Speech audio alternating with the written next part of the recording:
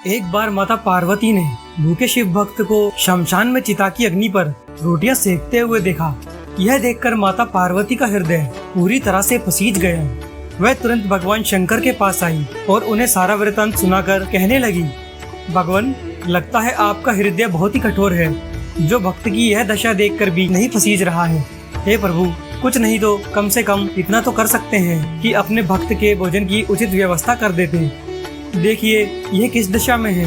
अपने कितने दिनों की भूख को मृतक को पिंड में दिए गए आटे की रोटियां बनाकर शांत कर रहा है। भगवान शंकर हंसते हुए कहने लगे, ऐसे भक्तों के लिए मेरा द्वार सदैव ही खुला हुआ है, परंतु वे आना ही नहीं चाहते हैं। यदि कोई वस्तु उन्हें दी जाए तो वे उसे स्वीकार नहीं करते हैं, कष्ट उठाते रहते हैं। अब ऐसी स्थिति में पार्वती, तुम ही बताओ मैं क्या करूं? फिर माता पार्वती बोली, प्रभु, क्या आपके भक्तों को पेट पूर्ति के लिए भोजन की आवश्यकता नहीं होती? भगवान शंकर बोले, हे प्रिय, परीक्षा लेने की तुम आदी हो।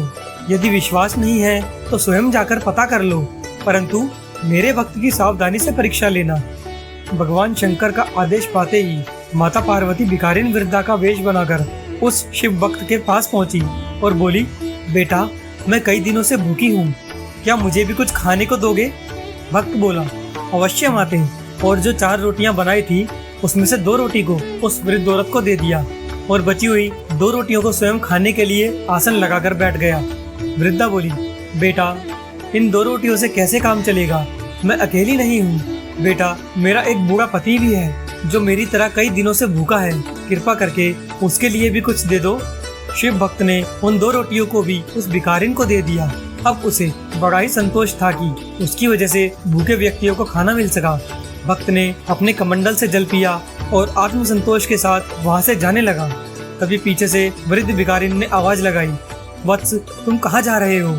भक्त ने पीछे मुड़कर देखा तो माता पार्वती अपने वास्तविक रूप में आई और भक्त से बोली, मैं तुमसे बहुत प्रसन्न हूँ, तुम्हें जो वरदान चाहिए वो मांग लो। भक्त ने उन्हें प्रणाम किया और बोला, अभी तो आप अपनी और अपने पति की क्षुधा शांत करने हेतु मुझसे रोटी मांगकर ले जा रही थी।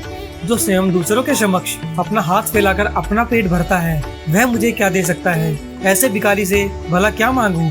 भक्त ने श्रद्धा पूर्वक माता के चरणों में सिर झुकाकर कहा, हे माँ, यदि आप प्रसन्न ही हैं तो मुझे यह वर दें कि मुझे जीवन में जो कुछ भी मिले मैं उसे दीन दुखियों में लगाता रहूं और अभावग्रस्त स्थिति में भी बिना मन को विचलित किए शांति पूर्वक रह सकूं। माता पार्वती भक्त को तथास्तु कहकर वापस लौट गयी।